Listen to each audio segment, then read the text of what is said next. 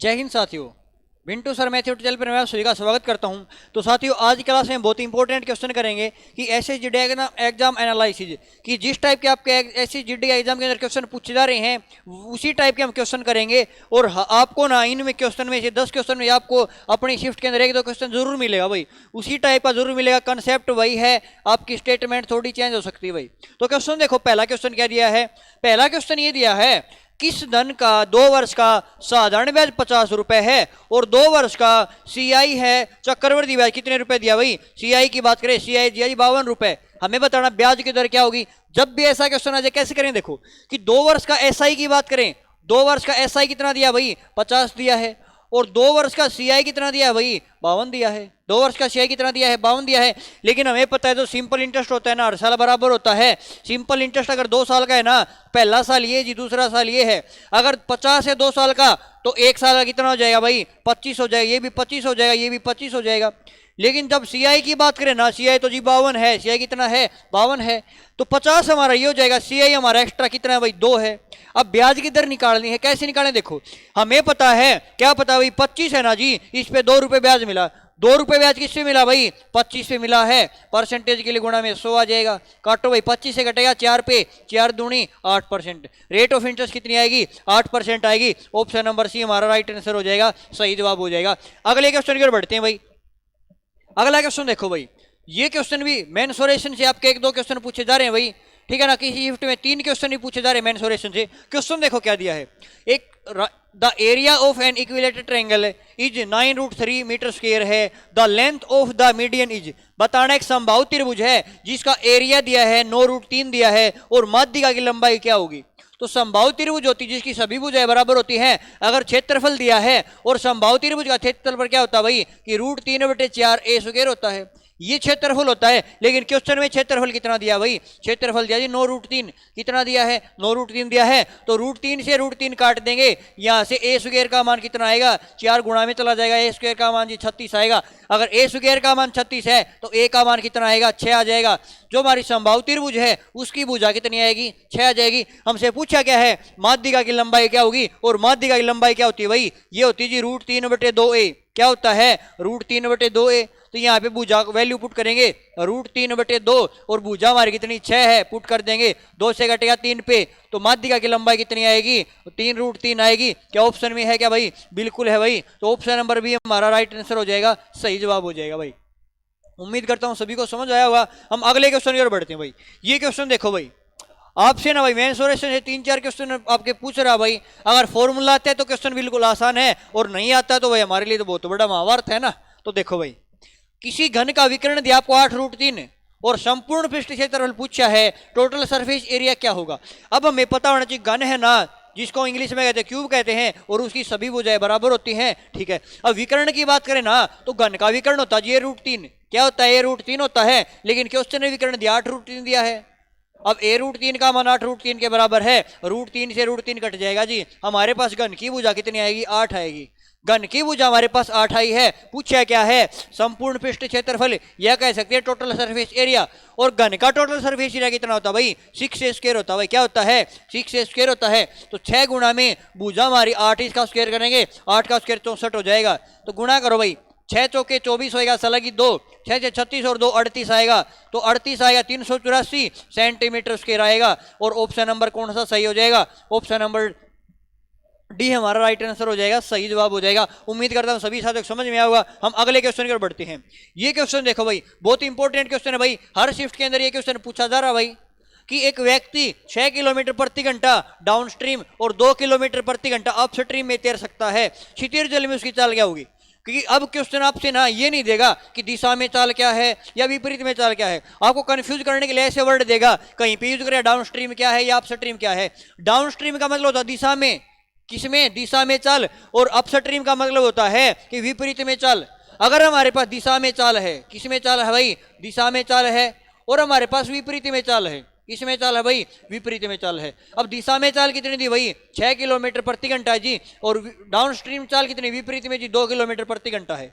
अगर हमसे शांत जल में चाल पूछे, आदमी की चाल पूछ सकता भाई कि नाव की चाल बताओ या धारा की चाल बताओ। अगर हमसे नाव की चाल पूछे, किसकी चाल पूछे, नाव की और शांत जल में चाल, ये बात याद रखना भाई, शांत जल में चाल। या हमसे पूछे धारा की चाल, किसकी? धारा की चाल। अगर हमसे ये पूछे तो मैं क्या करना है, सिंपल सा तरीका बताता हूं। अगर नाव की चाल पूछे ना तो दिशा में चाल है, विपरीत में चाल है, दोनों चाल को जोड़ो, 2 से भाग दे दो। अब 6 और 2 8 हो जाएगा, और 8 बटे 2 कितना आएगा? 4 आएगा। अगर नाव की चाल पूछे 4 किलोमीटर प्रति घंटा, अगर धारा की चाल पूछे 6 में से 2 जाएगा, 4 बटे 2, और 2 से घटेगा जी 2 पे, धारा की चाल कितनी आएगी? 2 किलोमीटर प्रति घंटा। पूछा गया भाई क्षितिर जल में उसकी चाल बताओ, क्षितिर जल में उसकी चाल बताओ, या व्यक्ति की चाल बताओ, क्योंकि व्यक्ति नाव के अंदर है, उसकी चाल पूछी है। Find the man in still water, तो चाल कितनी आएगी भाई? चाल कितनी आएगी? 4 किलोमीटर प्रति घंटा आएगी। ऑप्शन में है क्या भाई? बिल्कुल है। तो ऑप्शन नंबर पहला राइट आंसर हो जाएगा, सही जवाब हो जाएगा। हम अगले क्वेश्चन की ओर बढ़ते हैं। ये क्वेश्चन देखो भाई, वर्क एंड टाइम से भी आपसे एक क्वेश्चन पूछा जा रहा भाई। क्वेश्चन देखो क्या दिया है, कुछ आदमी एक काम को 12 दिन में कर सकते हैं, अगर 4 आदमी कम होते तो काम 15 दिन में हुआ होता, पर आरंभ में कितने व्यक्ति थे? बिल्कुल भी कंफ्यूजन होना। देखो कि जी कुछ आदमी, मान लिया हमने एक्स आदमी थे, और वो काम को जी कितने दिन में कंप्लीट करते हैं? 12 दिन में कंप्लीट करते हैं। एक्स आदमी ने 12 दिन काम किया, काम कंप्लीट कर दिया, ठीक है। अब कहता है 4 आदमी कम आने से काम 15 दिन में हुआ। अब काम यही है, कहता 4 आदमी कम आए। अब पहले तो एक्स आदमी थे, अगर 4 कम आए तो एक्स माइनस 4 हो जाएगा, और काम कितने दिन में हुआ? काम तो जी 15 दिन में हुआ, काम तो वही है ना, ठीक है। अब यहाँ से एक्स का मान निकालेंगे, ये हो जाएगा जी 12x हो जाएगा, इस साइड आएगा भाई 15x आ जाएगा, और 15 चौके 60 आ जाएगा। अब 60 को इस साइड ले आऊंगा मैं, प्लस का हो जाएगा, और 12 को इस साइड ले जाऊंगा, 15 में 12 जाए 3x बचेगा। अगर 3x का मान 60 है तो x का मान कितना आएगा भाई? 60 बटे 3 आएगा, और 60 बटे 3 कितना आएगा? 20 आ जाएगा। इसका मतलब हमने x क्या माना? शुरू में व्यक्ति थे, और व्यक्ति कितने आएंगे? 20 आएंगे। ऑप्शन नंबर पहला राइट आंसर हो जाएगा, सही जवाब हो जाएगा। कि प्रारंभ में कितने आदमी थे? तो प्रारंभ में कितने आदमी थे? 20 आदमी थे। क्या सभी क्लियर है क्या भाई? नेक्स्ट क्वेश्चन की ओर बढ़ते हैं। अगला क्वेश्चन आप सभी के सामने भाई, ये क्वेश्चन देखो भाई, बहुत इंपॉर्टेंट क्वेश्चन है। एक दुकानदार 6 खिलौने खरीदने पर 2 खिलौने मुफ्त देता है, तो ग्राहक को कितने % की छूट मिलेगी? ये मैं बताना है। अगर ऐसा क्वेश्चन आ जाए, अगर हमें निकालना है ग्राहक कितने % डिस्काउंट मिलेगी, तो सिंपल सा तरीका बताता हूं। जितने फ्री देता है वो ऊपर लिखेंगे, नीचे क्या लिखेंगे? टोटल कितने देता है, और परसेंटेज गुणा में 100 आ जाएगा। कि यहाँ से जी 2 मुफ्त में देता है, हमने लिखा जी मुफ्त में कितने दिए? 2 दिए, ठीक है। टोटल कितने दिए भाई? टोटल 6 ये थे, 2 मुफ्त में, टोटल दिए जी 8, और % के लिए गुणा में 100 आ जाएगा। यहाँ से निकालेंगे डिस्काउंट कितनी छूट मिली, काटो भाई, 2 से घटेगा भाई 4 पे, 4 से घटेगा भाई 25 पे, और 25% डिस्काउंट दी। डिस्काउंट कितने % दी? 25% डिस्काउंट दी, और ऑप्शन नंबर सी हमारा राइट आंसर हो जाएगा, सही जवाब हो जाएगा। अगले क्वेश्चन की ओर बढ़ते हैं। अगला क्वेश्चन देखो भाई, ये क्वेश्चन देखो भाई कि 840 का 14.2/7% है, 4800 का 12.5% है, और 2500 का 10% है, किसके बराबर होगा?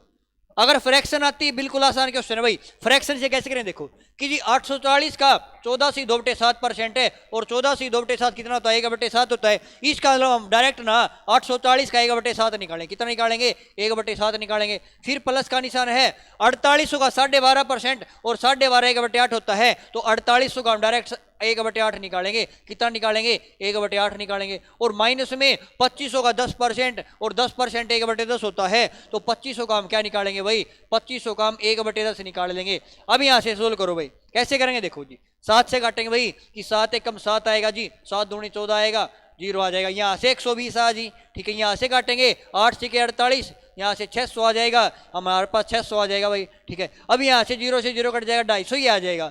तो यहाँ से 600 700 720 हो जाएगा, और 720 में से माइनस कितना करना भाई? 250 करना है। तो करेंगे, 0 बचेगा जी, 12 में 5 जाएगा 7 बचेगा, और 6 में 2 जाएगा 4 बचेगा, 470 हमारा राइट आंसर हो जाएगा। क्या ऑप्शन में है? बिल्कुल है भाई। तो ऑप्शन नंबर बी हमारा राइट आंसर हो जाएगा, सही जवाब हो जाएगा। उम्मीद करता हूँ सभी को समझ आया होगा। हम अगले क्वेश्चन की ओर बढ़ते हैं। ये क्वेश्चन देखो भाई, हमसे पूछा HCF क्या होगा, और हमसे LCM भी पूछ सकता है। और ये क्वेश्चन भी आपसे LCM और HCF का भी हर शिफ्ट में पूछा जा रहा है भाई। HCF पूछे या LCM पूछे, तो यहाँ से एक पॉइंट समझाता हूं मैं। क्या पॉइंट है वो देखो। अगर हमें LCM निकालना है, क्या निकालना है? LCM निकालना और HCF निकालना है, और किसका? फ्रैक्शन का, फ्रैक्शन का भाई, ठीक है।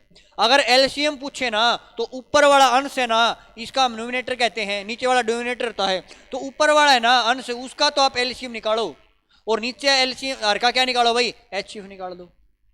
अगर हमें LCM निकालना है, ऊपर वाले का LCM निकाल दो, नीचे वाले का HCF निकाल दो। उसी प्रकार अगर हमें HCF निकालना है, HCF निकाल, ऊपर वाला का जी HCF निकाल दो, और नीचे वालों का क्या निकाल दो, एलसीएम निकालो। दोनों क्वेश्चन बता दिए भाई। और पिछली बार ना भाई 2021 के अंदर जब एग्जाम हुआ था ना, तो उसके अंदर डेफिनेशन पूछी गई थी डायरेक्ट, ये एलसीएम निकालने की डेफिनेशन क्या होती है भाई। अब क्वेश्चन कर देखो, हमारे पास दिया जी 3/16 दिया है, 5/2 दिया है, 7/18 पूछा गया एचसीएफ। एचसीएफ निकालो, ऊपर वाला का एचसीएफ निकालो। 3, 5 और 7 का एचसीएफ कितना आएगा जी, 1 आएगा। 1 किस ऑप्शन में ऊपर भाई, इसमें नहीं, ये जवाब नहीं होगा जी। अब इसमें है, ठीक है। अब नीचे देखो भाई, एचसीएफ नीचे वाला का एलसीएम निकालना है। अब 16, 2 और 18 का एलसीएम की बात करें, क्या 4 एलसीएम है, 4 नहीं होगा भाई। क्या 48 एलसीएम है, 48 भी नहीं होगा। ये तो हमारे ऑप्शन वैसे ही कर चुका, 48 है भाई, नहीं हो सकता। क्यों नहीं हो सकता जी, 16 से भाग जाएगा लेकिन 18 से भाग नहीं जाएगा। इसका एक ऑप्शन बचा, और 1/144, ये हमारा राइट आंसर हो जाएगा, सही जवाब हो जाएगा भाई।